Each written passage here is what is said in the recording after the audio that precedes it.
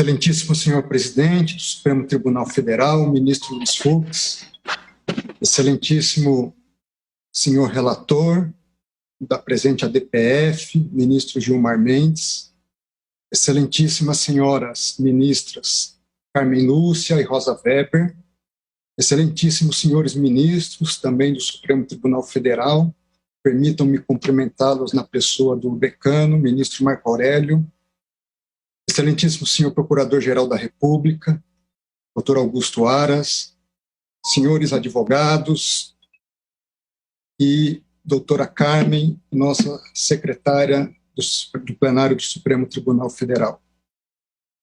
O ministro Gilmar Mendes foi muito feliz na exposição do seu relatório, de forma sucinta e, ao mesmo tempo, detalhada, e permitam-me, assim, adentrar no mérito da questão, a fim de possibilitar o máximo possível uma discussão contributiva para um debate tão relevante.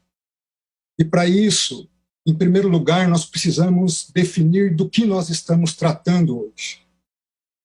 Mas, para definir sobre o que nós estamos tratando hoje, é importante, antes de tudo, definir do que nós não estamos tratando. Nós não estamos tratando de um debate entre vida e morte. Nós estamos tratando, isso sim, de uma perspectiva onde todo cristão se presume defender a vida incondicionalmente, onde todo cristão sabe e reconhece os riscos e perigos desta doença terrível, e onde todo cristão sabe que precisa tomar, sim, cuidados e cautelas diante desta enfermidade. Não se trata também de uma discussão política. Eu digo isso para que todos partamos do princípio e do consenso de que todos nessa discussão defendemos a vida. É imprescindível essa perspectiva. E isso é importante porque, em uma sociedade tão tensa como a que nós vivemos hoje, parece que pensar diferente de nós significa a desqualificação dessa pessoa e da sua própria condição de pensar diferente de nós, atribuindo a elas adjetivos inapropriados e ofensivos a um Estado democrático de direito. Se é assim, do que nós estamos tratando? Nós estamos tratando de um partido político que apresenta a sua demanda para que, em essência, religiões cristãs, católicas e evangélicas possam realizar seus cultos, possam ir às suas igrejas. Mas, dentro desse contexto, é importante fazer, e eu faço como registro histórico, o que significa para o cristão a igreja. E os primeiros registros históricos da igreja cristã está na própria Bíblia, de modo muito específico, no livro dos Atos dos Apóstolos. E registra-se ali, após Jesus confiar a Pedro, o apóstolo Pedro, ser a pedra fundamental da sua igreja, que os cristãos, no capítulo 2, diariamente perseveravam no templo, partiam o pão de casa em casa, tomavam suas refeições em conjunto, louvando a Deus e contando com a simpatia do povo. Mais adiante, no capítulo 5 de Atos, diz que para ali também iam outras pessoas de outras cidades. Porém, levantando-se o sumo sacerdote e todos os que estavam com ele, prenderam os apóstolos e os recolheram à prisão. Digo isso porque ser cristão, na sua essência, é viver em comunhão não apenas com Deus, mas também com o próximo. Ser cristão é estar junto ao próximo, é ter compaixão do próximo. E ter compaixão é chorar junto, lamentar junto, dar o suporte necessário para os momentos em que aqueles que se aproximam possam superar as suas dificuldades. Dentro desse contexto, a comunidade cristã, ela nasce, cresce e até os dias de hoje existe, não apenas para um ato de adoração a Deus, mas para um compartilhar comunitário de vidas, de experiências, de alegrias, de tristezas, de sentimentos, de dores, de esperança e de amor. À luz do cristianismo, sem compaixão, não há culto a Deus. Sem vida em comunidade, não há cristianismo. Do contrário, nós estaríamos tratando da mera expectativa de uma reunião de pessoas para se ajuntar em determinado momento do seu dia e das suas vidas. Tanto não é isso que Jesus Cristo, conforme relata São Mateus, disse: por onde estiverem 2 ou 3 reunidos em meu nome, ali eu estarei no meio deles. Se é assim, de modo mais prático, do que é que nós estamos tratando? Nós estamos tratando da seguinte discussão: se em momentos de calamidades públicas o que prevalece é a Constituição ou valem outras regras? Se nós podemos suprimir direitos fundamentais sem o respeito às normas previamente estabelecidas pelo poder constituinte? Se nós podemos fazê-lo independente da decretação de medidas excepcionalíssimas como estados de defesa e de sítio? E aqui registro, não os defendo, não é o caso de medidas como essa. A verdade é que sabemos sim que o Supremo Tribunal Federal delegou aos estados o poder de estabelecer medidas restritivas às atividades da comunidade. Mas até que ponto essa delegação foi um cheque em branco?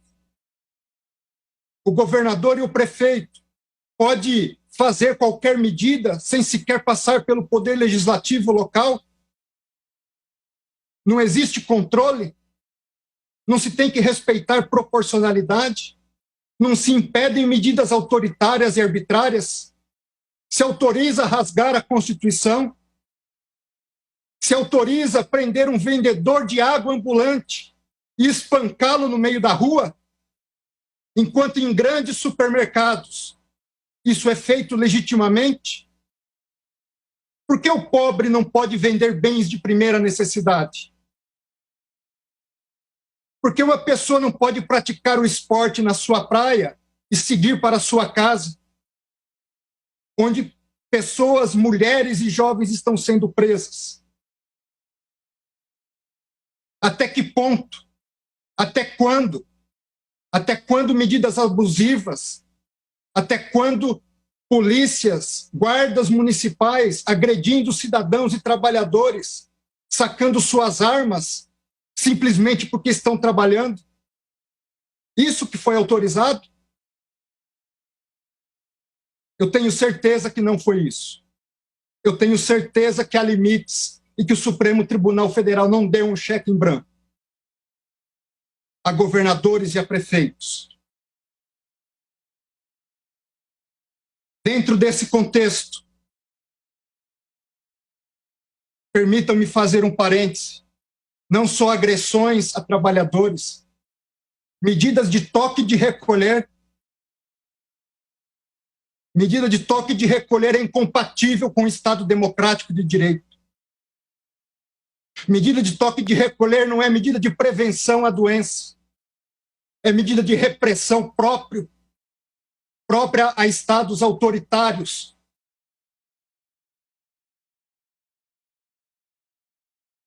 Falemos um pouco de injustiça para tentar encontrar a justiça. Tanto é injusto fechar-se templos e atividades religiosas, que a Suprema Corte dos Estados Unidos, em 2 precedentes, disse isso ser inconstitucional. Um deles citado brilhantemente pelo ministro Gilmar Mendes. E o segundo que trata de medidas adotadas pelo Estado da Califórnia, onde disse a Suprema Corte dos Estados Unidos, em um dos seus votos: há 4 razões alegadas pelo Estado para proibir os atos religiosos.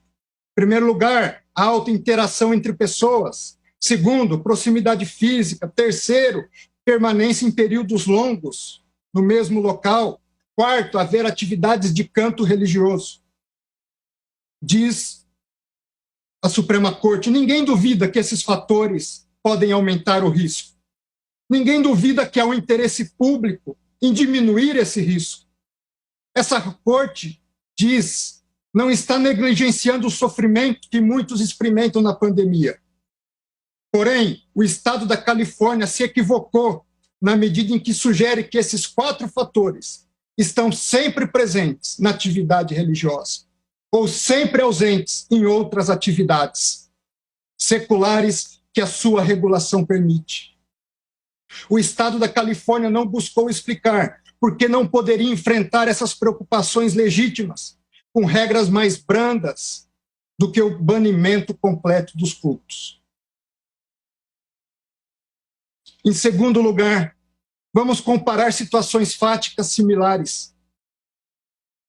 Como estão nossos ônibus, nossos trens, nosso transporte aéreo?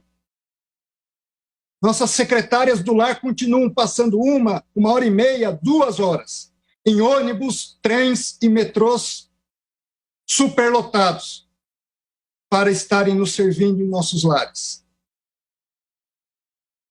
Hoje nós vamos pegar um avião, tomamos cautela ao entrar no aeroporto, na fila do saguão do aeroporto, mantemos distanciamento e sentamos como uma lata de sardinha, um colado no outro, dentro dos aviões. Foram impedidas reuniões presenciais de trabalho? Os governadores fecharam os sindicatos para suas reuniões, fecharam as associações, fecharam-se partidos políticos. Por que somente as igrejas? Por que essa discriminação? As igrejas, segundo a OMS, o Brasil é o campeão mundial em transtornos de ansiedade. Segundo lugar no mundo em transtornos depressivos que podem levar ao suicídio. E diante de uma situação como essa, artigo publicado no Jornal da Associação Americana de Medicina Psiquiátrica diz que suicídio e coronavírus fazem a tempestade perfeita. E diz um dos trechos do artigo, a frequência semanal a serviços religiosos foi associada a uma taxa de suicídio 5 vezes menor em comparação com aqueles que não frequentam atividades religiosas semanais. No Japão, aumento de 70% no número de suicídios de mulheres em outubro de 2020. Só que, diferentemente de Japão e Estados Unidos, o pobre brasileiro não pode pagar psicólogo. Muitas das vezes é o padre, é o pastor, que está em locais onde o Estado sequer se faz presente. O primeiro a ouvir seus dilemas, suas dificuldades, as agressões que sofrem no lar, a falta de pão, a falta de amizade e de contato com as pessoas. Artigo publicado por Cássia Coelho diz que as atividades religiosas são essenciais no enfrentamento do coronavírus. Ela diz, elas trazem sentido de esperança, reflexão sobre o processamento da testagem positiva, ajuda de várias dimensões no cuidado à saúde, fortalece a humanidade das pessoas. Senhores ministros, senhoras ministras, a Constituição brasileira não compactua com o fechamento absoluto e a proibição das atividades religiosas. Não compactua com a discriminação das manifestações públicas de fé. Tanto é assim que remédios excepcionalíssimos da própria Constituição não admitem sequer esse tipo de medidas que estão sendo adotadas regionalmente. Não há cristianismo, e aqui eu concluo, sem vida comunitária. Não há cristianismo sem a casa de Deus. Não há cristianismo sem o dia do Senhor. É por isso que os verdadeiros cristãos não estão dispostos jamais a matar por sua fé, mas estão sempre dispostos a morrer para garantir a liberdade de religião e de culto. Que Deus nos abençoe, tenha piedade de nós, e eu começo por mim. Muito obrigado.